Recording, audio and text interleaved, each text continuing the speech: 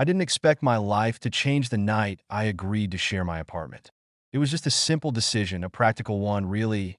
But that night, as I stood in the doorway watching him unpack his things, I felt an inexplicable shift in the air, a tension that hinted at secrets lurking just beneath the surface. That my name is Alex, and for the longest time, I felt like a ghost in my own world, wandering through the days, invisible to everyone around me. I had always been the quiet one, the observer rather than the participant. The weight of my anxiety clung to me like a heavy cloak, stifling my spirit. I was searching for something, someone, to help me break free from that solitude. The apartment we shared was a modest two-bedroom in a bustling part of the city. The walls were adorned with mismatched art pieces from local artists, and the faint smell of coffee always lingered in the air. It felt like home, but it also felt like a cage at times. I had decorated it with remnants of my life.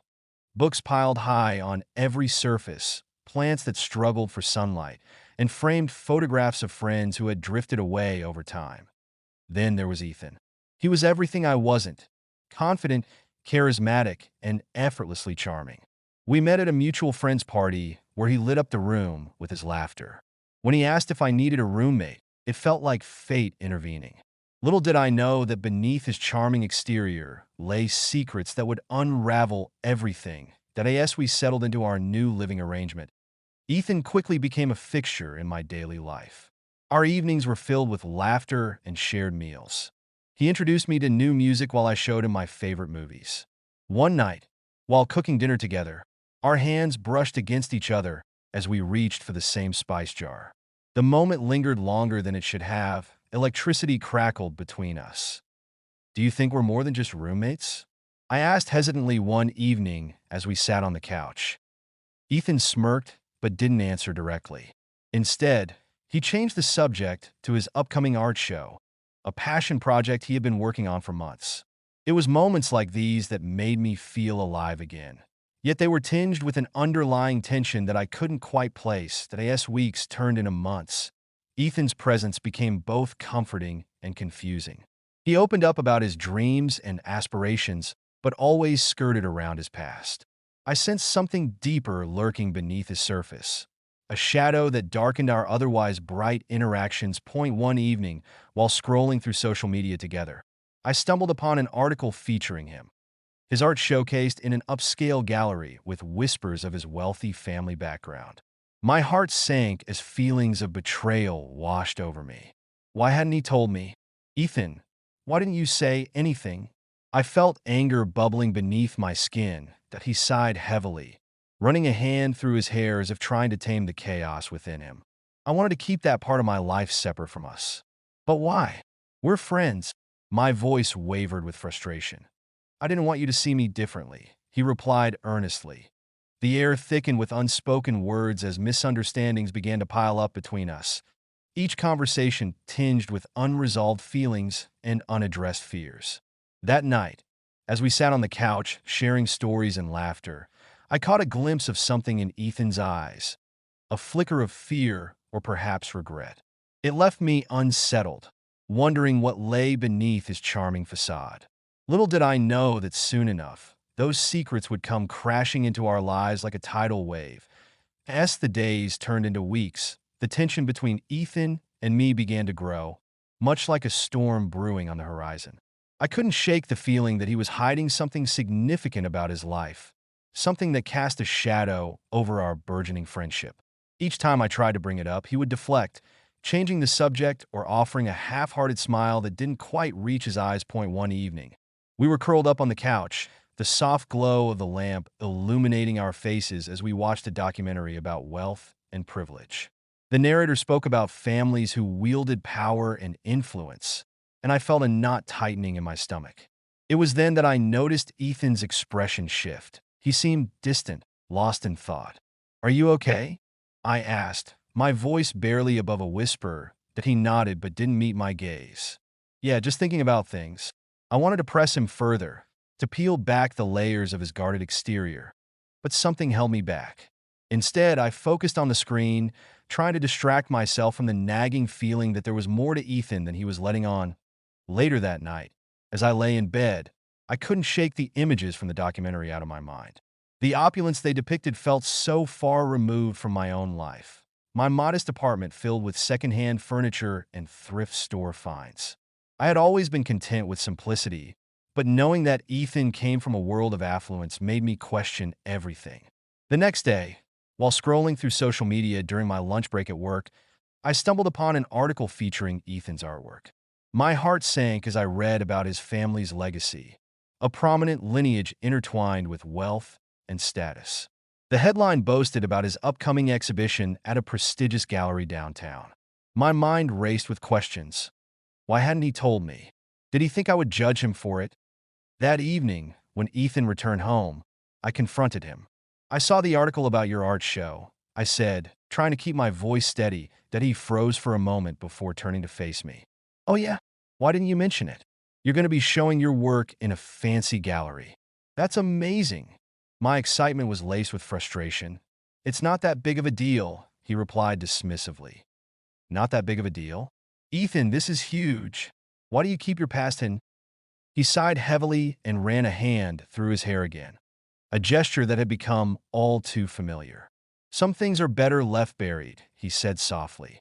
His words hung in the air between us like an uninvited guest. I felt anger bubbling beneath my skin, but also a deep sense of concern for him. There was so much more to him than what he was willing to share. Days passed after our confrontation without any resolution. The air between us grew thick with unspoken words and unresolved feelings. Every time we shared a meal or watched a movie together, there was an invisible barrier separating us. A wall built from secrets and misunderstandings. One night, unable to sleep, I found myself wandering through our apartment. The silence felt oppressive as I moved from room to room, searching for answers in shadows that seemed to mock me. In the living room, I caught sight of Ethan's sketchbook lying open on the coffee table. Curiosity got the better of me as I approached it. Flipping through the pages filled with intricate drawings and raw emotions, I felt like I was peering into his soul, each stroke of the pencil revealing pieces of him he hadn't shared aloud. There were sketches of landscapes that seemed familiar yet distant, portraits of people whose expressions captured moments of joy and sorrow alike. But one drawing stopped me cold, a dark figure standing alone under an ominous sky. It resonated with an unsettling familiarity. It felt like a reflection of Ethan himself, isolated and burdened by something unseen. Just then, I heard the front door open and close softly behind me. My heart raced as Ethan stepped into the room, his eyes widening when he saw me holding his sketchbook. I'm sorry, I stammered, quickly closing it as if caught in an act of betrayal. Ethan approached slowly, his expression unreadable. You shouldn't have looked at that. I just wanted to understand you better. I replied defensively that he sighed deeply and took a seat beside me on the couch. There are parts of my life that are complicated, parts that are hard to explain. Then help me understand, I urged gently. I care about you. For a moment, silence enveloped us like a heavy blanket. Finally, he spoke up. It's not just about my past. It's about who I am now and who I want to be. I could see the conflict in his eyes, the battle between vulnerability and self-protection raging within him. In that moment, all I wanted was for him to let me in. But instead of opening up further, he stood abruptly and walked toward his bedroom without another word. The door clicked shut behind him with finality, leaving me alone once again with my thoughts, a mix of frustration and longing swirling inside me like a tempest. The days stretched on, each one feeling heavier than the last. Ethan and I moved through our routines like shadows, the warmth of our earlier connection overshadowed by an unspoken rift. I could feel the distance growing between us, a chasm filled with secrets and misunderstandings that neither of us seemed willing to bridge. My heart ached with confusion and frustration, and I found myself questioning everything about our relationship. One evening, after a long day at work, I returned home to find Ethan sitting on the couch, staring blankly at the television. The room was dimly lit, and the flickering screen cast shadows across his face. I could tell he was lost in thought, his brow furrowed, as if he were wrestling with something deep inside. Hey, I said softly, hoping to break through his silence. "How was your day?" He shrugged without looking at me. "It was fine." I felt a familiar pang of disappointment. "Just fine?" "Yeah," he replied curtly that I took a deep breath, steeling myself for what I knew I had to do. "Ethan, we need to talk." He finally turned to face me, his expression guarded. "About what?" "About us. About everything that's been going on." My voice trembled slightly as I spoke, but I pressed on. "I feel like there's this wall between us, and it's killing me." Ethan shifted uncomfortably in his seat, avoiding my gaze. "I don't know what you want me to say." "I want you to be honest with me," I urged. "You've been distant ever since I found out about your art show. Why won't you let me in?" He ran a hand through his hair again, a gesture that had become all too familiar, and sighed deeply. "It's complicated, Alex. You don't understand." "Then help me understand," he pleaded, frustration bubbling over. "I care about you, but you're pushing me away." He looked at me, then really looked at me, and for a moment I thought I saw a flicker of vulnerability in his eyes. But just as quickly as it appeared, it vanished behind a mask of defiance. "I can't just dump my problems on you," he said sharply. "Why not? We're supposed to be in this together." My heart raced as I felt the weight of my emotions spilling out into the open. Ethan stood abruptly and paced across the room, his hands shoved deep into his pockets. "You don't know what it's like for me. The expectations, the pressure. It's suffocating." "What expectations?" The question slipped out before I could stop myself. He stopped mid-pace and turned to face me again, his expression shifting from anger to something softer. "Fear, perhaps. My family, they have this image of who I'm supposed to be. An artist from a wealthy family who follows in their footsteps. If they knew about my struggles, if they knew about you." His voice trailed off as if he couldn't bear to finish the thought. "About me?" I echoed softly. "Yes. You're not part of their world," he said bitterly. "They wouldn't understand us." The realization hit me like a cold wave. Ethan was afraid of losing me not just because of his past, but because of who he believed he had to be in order to fit into his family's expectations. It was all starting to make sense. The weight he carried was far heavier than I had imagined. "Ethan," I said gently, stepping closer to him, "I'm not asking you to abandon your dreams or your family. But you don't have to hide from me. You can be yourself with me." He looked at me, then really looked at me, and for a brief moment, the walls began to crumble between us. But just as quickly as that moment came, it faded away again as he turned away from me. "I need time," he said quietly. "Time?" My heart sank at his words. "Yes," he replied firmly but without malice. "I need time to figure things out." With that, he retreated into his bedroom and closed the door behind him with a soft click that echoed through the silence of our apartment. An unmistakable finality that left me standing alone in the living room, that I felt tears prick at my eyes as frustration and sadness washed over me like a tide pulling away from shore. The weight of uncertainty pressed down on my chest. It felt like we were standing on opposite sides of an impenetrable barrier that neither of us knew how to break through.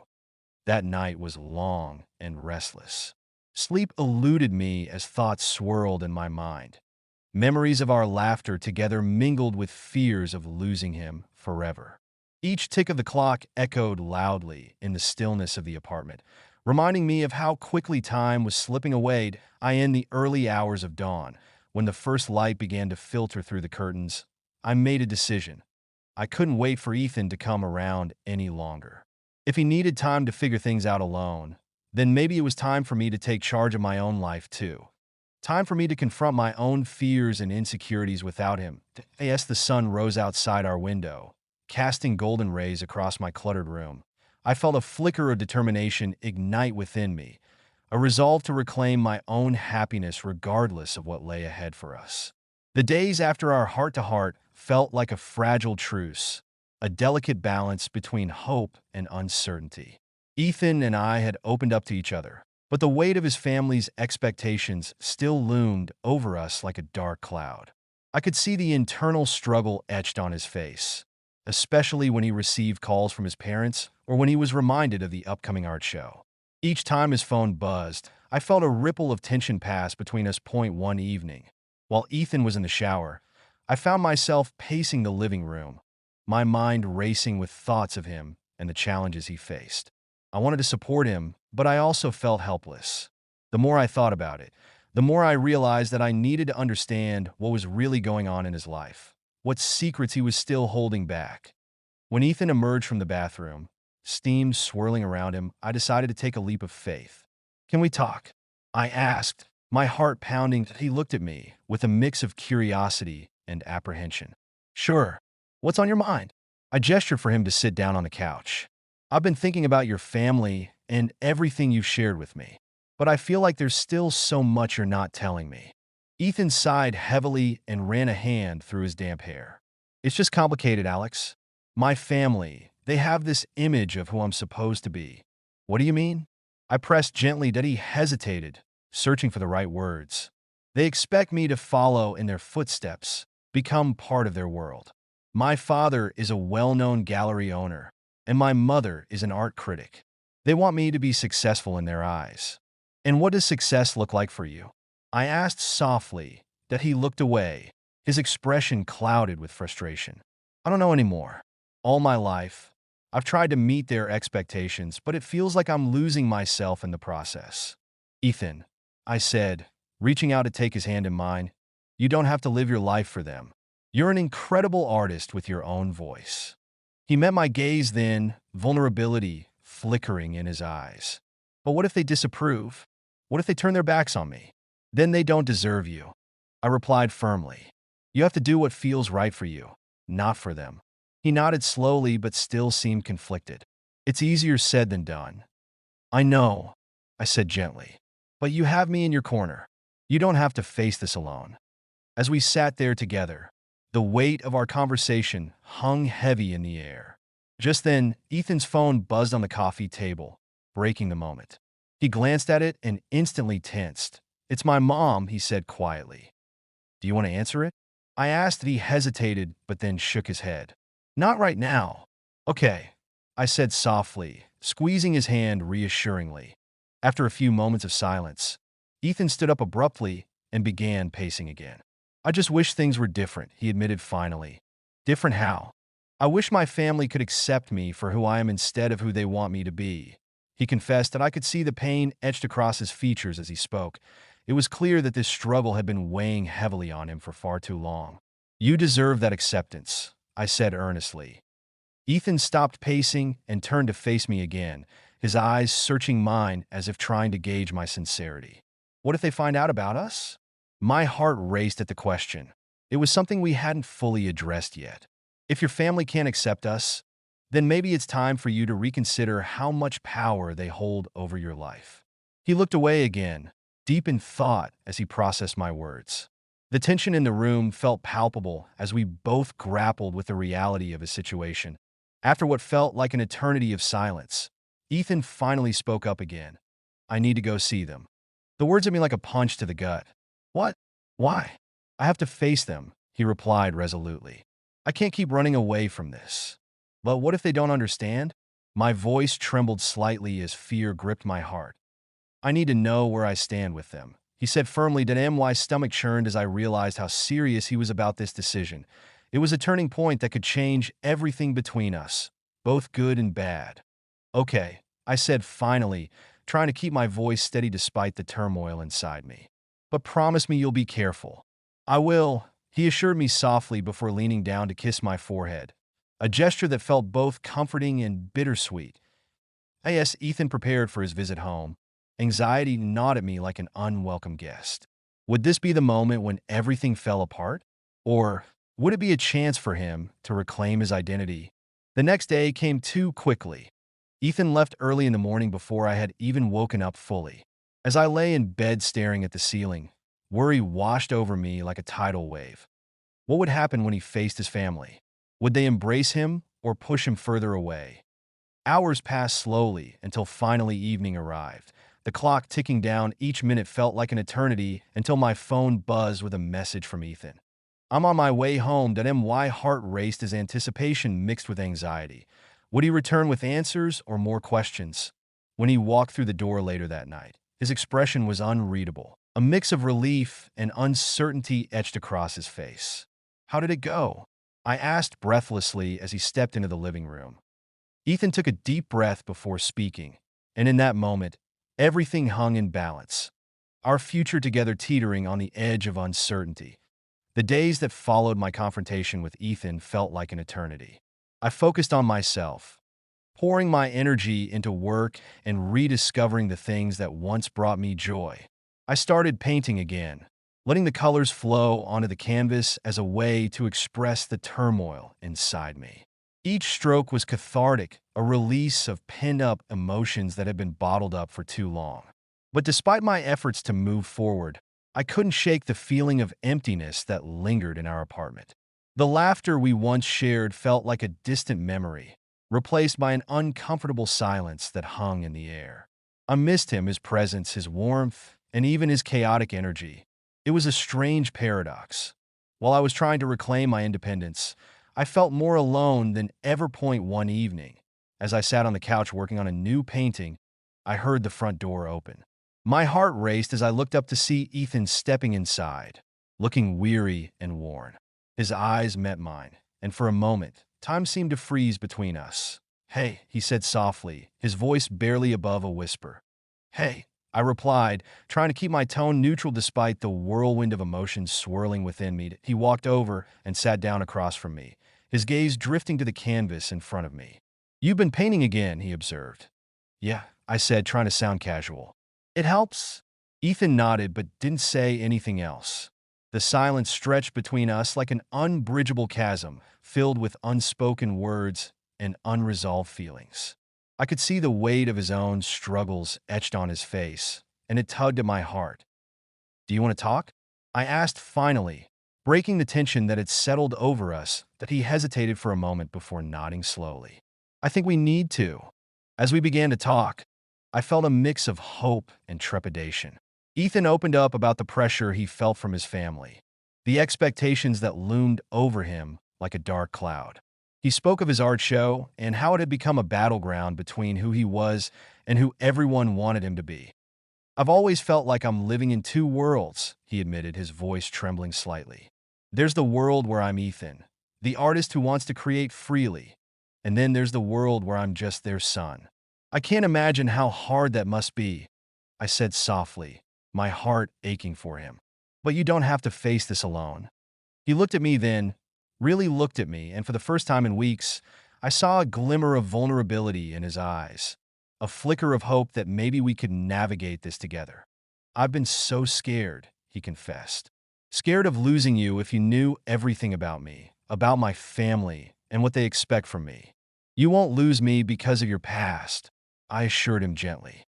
"We all have things we're not proud of or that we struggle with. But it's those things that make us who we are." Ethan nodded slowly, tears welling in his eyes as he absorbed my words. "I just don't want you to regret being with me."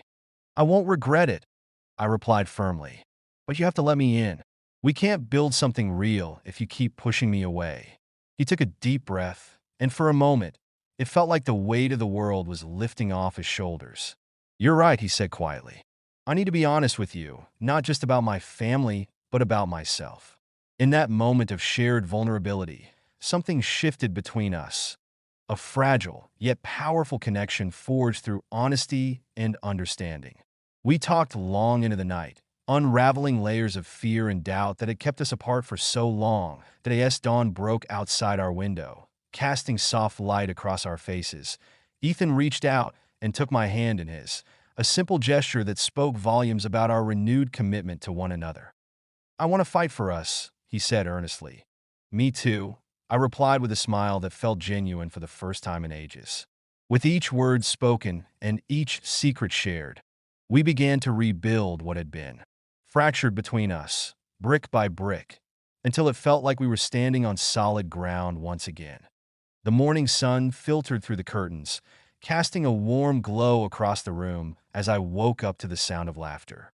I blinked in surprise, realizing it was coming from the kitchen. Ethan was up, and the smell of coffee wafted through the air, mingling with the scent of something sweet baking in the oven. My heart swelled with a sense of warmth and hope that I hadn't felt in a long time. That I got out of bed and made my way to the kitchen, where I found Ethan humming to himself as he whisked batter in a bowl. He looked up and smiled at me, his eyes sparkling with a lightness that made my heart flutter. "Good morning, sleepyhead," he said cheerfully. "I thought I'd surprise you with pancakes." "Pancakes?" I echoed, grinning. "You didn't have to do that." "I wanted to," he replied, his smile widening. "After everything we talked about last night, I thought we could start fresh today." I stepped closer, wrapping my arms around his waist and resting my head against his back. "This feels nice," I murmured, soaking in the moment that as we enjoyed breakfast together, the atmosphere felt different, lighter, and filled with possibilities. We talked about our plans for the day, sharing dreams and aspirations that had been buried under layers of fear for far too long. It felt like we were finally on the same page, ready to face whatever challenges lay ahead. After breakfast, we decided to take a walk in the nearby park. The sun shone brightly overhead as we strolled hand in hand along the winding paths lined with blooming flowers. The world around us seemed vibrant and alive, reflecting the newfound energy between us. "I've been thinking," Ethan said as we walked, his expression serious yet hopeful. "I want to have my art show at a community center instead of a fancy gallery." I stopped walking and turned to face him, surprised by his words. "Really? Why?" "Because I want my art to connect with people who can relate to it, not just those who appreciate it because of my family's name," he explained passionately. "I want to create a space where everyone feels welcome, where they can see themselves in my work." A smile spread across my face as I listened to him speak. "That sounds incredible. You'll be able to share your story in a way that resonates with others." Ethan nodded, his eyes shining with determination. "And I want you by my side through all of it." My heart swelled at his words. "Of course, we're in this together." As we continued our walk, I couldn't help but feel an overwhelming sense of gratitude for how far we had come. The shadows of doubt that had once loomed over us were dissipating like mist under the morning sun. Later that afternoon, we returned home and spent hours brainstorming ideas for Ethan's art show. Everything from themes to invitations.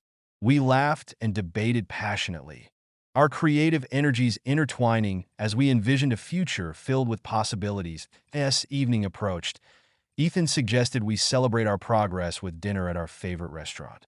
The thought of sharing a meal together felt like a small victory, a chance to reconnect over something simple yet meaningful at the restaurant. We shared stories and dreams over delicious food, our laughter echoing through the cozy space.